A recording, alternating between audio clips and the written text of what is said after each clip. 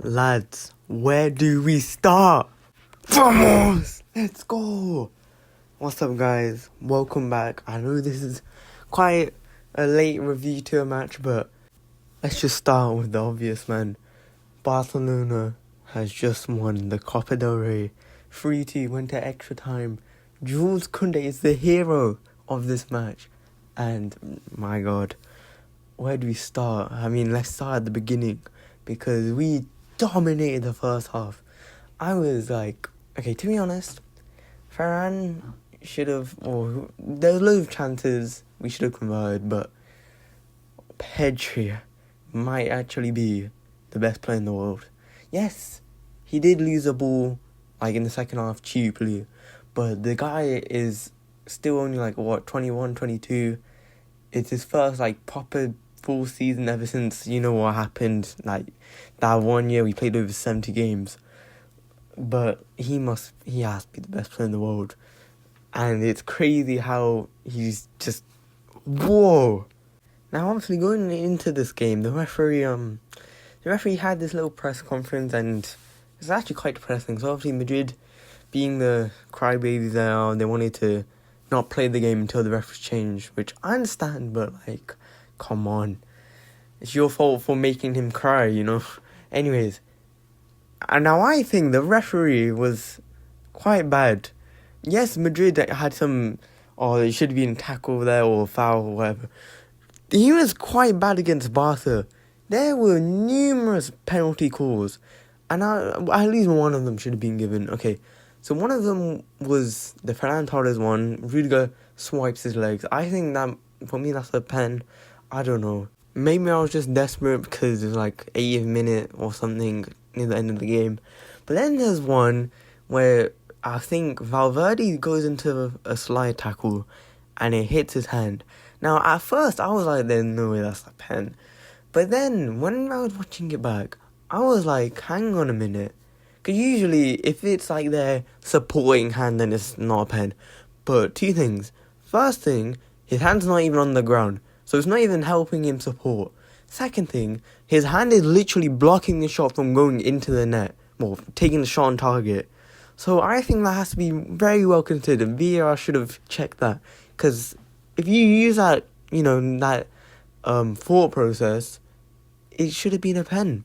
Then there was a Kubasi one. I don't even know how no one picked that up during the match. No commentators were saying it. Nothing with VAR. No players were even complaining. Dani Olmo takes a corner. I believe it was Dani Olmo. It goes beyond everyone, but it hits the back of the post. Now, everyone's like, how did no one score that? My guy, Kubasi was at back post, and I think Dani Ceballos, drags him, and I think if that shirt pull wasn't there, Kubasi would have slided that goal in. Bro, I think that is an automatic pen. We've seen that so many times.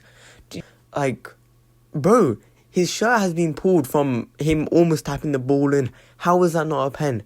But then there's more. Because then you got the Rafinha situation, last minute.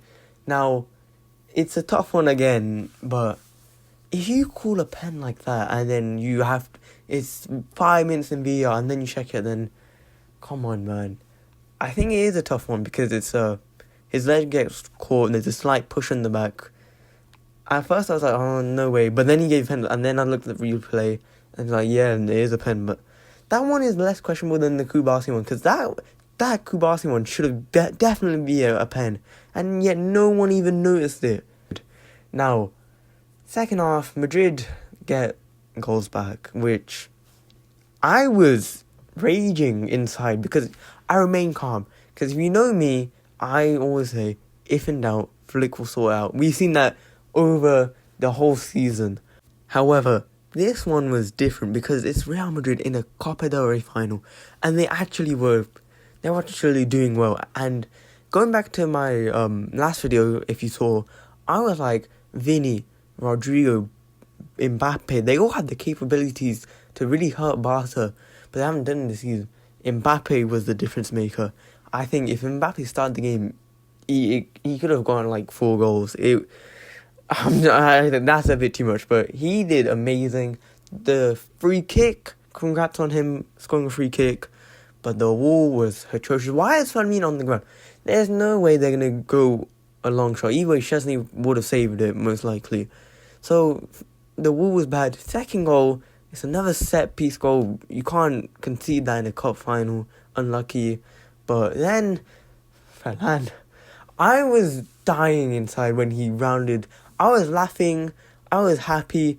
I was excited. But most importantly, I was stressed. Because once he rounded Courtois, I was like, just please, you've missed a lot of open goals like this before. Just tap it in. Don't even focus on this so hard.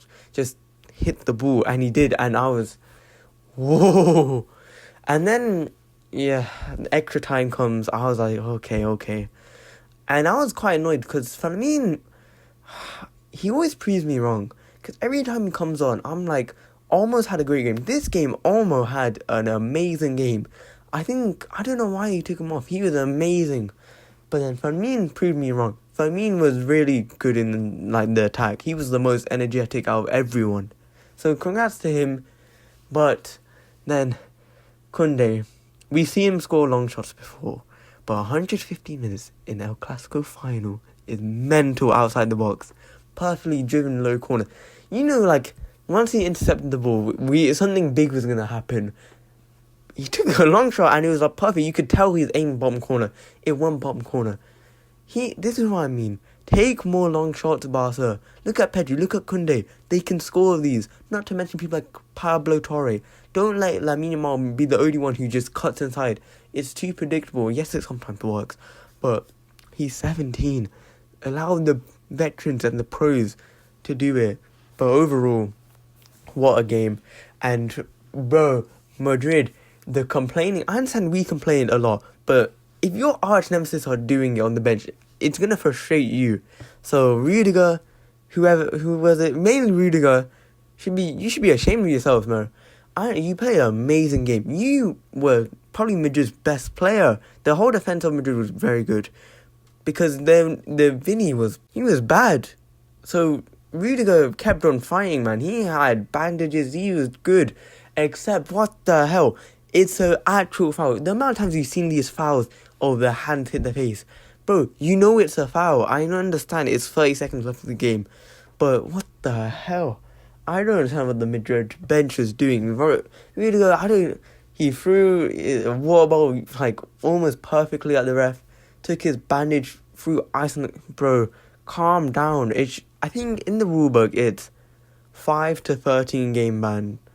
So knowing Papa Perez is probably calling, the referee's probably gonna get sacked for this, and it'll probably be on 2 game ban, 1 game ban, purely so the El Clasico coming up in La Liga.